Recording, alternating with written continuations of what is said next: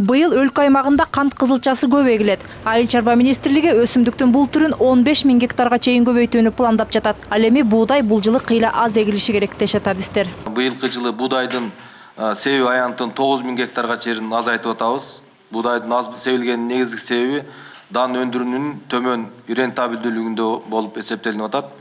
Экинчиден, республика Европалык экономика биримдигине киргендигине байланыштуу сапаттуу дан азыктарын Россиядан жана Казакстандан эркин алып келинип кирип жатат. Ошого байланыштуу болуп атат. Мындай саясат депутаттарга анча жаккан жок. Себеби буудай өндүргөн жергиликтүү дыйкандарды жабыркатып алышыбыз ыктымал дешет алар. Мисалы, коңшу Казакстанда аларды колдоо үчүн салыктын айрым түрлөрүнөн жеңилдиктер берилген. Бизде деле кошумча нарк салыгын алып салуу жагын карап көрүү зарылдыгы бар дешет эл өкүлдөрү. Ал эми өкмөт мүчөлөрү картошканы рентабелдүү өсүмдүктөрдүн катарына кошуп коюшканы депутаттардын суроосун жаратты.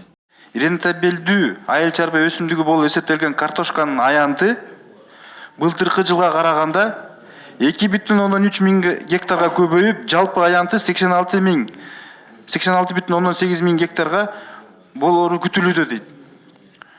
Эми 2015 жылы мен айта албайм картошка тиккендер рентабелдүү болуп чыкканын.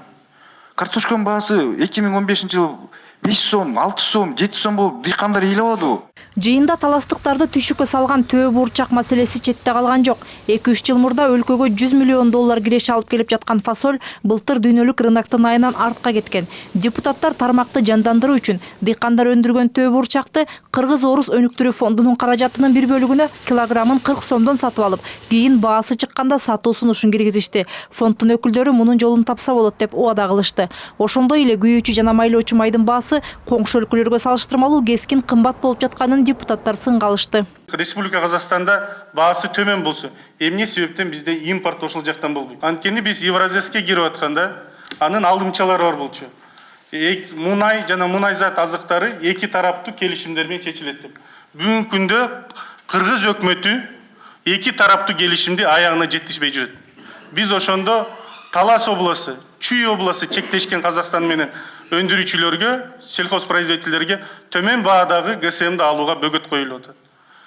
Бүгүн чоң ири монополист компаниялар бүгүн ошол ассоциациянын да бүгүнкү Кыргызстанда болуп аткан бааны тейлеп отурат, контролдоп отурат, төмөндөткөнгө жол бербей отурат. Депутаттар айыл чарба министрлигинин отчетуна канааттанган жок. Мирлан Жээнчироев мекемени статистикалык комитетке айланып баратат деп сынга алды. Ошондой эле эл өкүлү өзүнүн конструктивдүү сунуштары менен бөлүштү. Мисалы, бизде өндүрүлгөн товарларды сыртка экспорттоого көмөктөшүүчү фьючердик ассоциацияларды түзүү. Ошондой эле дыйкан фермерлерге рыноктогу тобокелчиликтерди алдын ала эскертип кеңеш берип туруу керек дейт депутат. Мындан тышкары, мамлекеттик банктардан алынуучу жеңилдетилген насыялардын үстөгүн 10%дан 7%га төмөндөтүп, төлөө мөөнөтүн узартуу сунушу да айтылды. Мээрим Ташыбекова, Бакыт Кошалиев, НТС.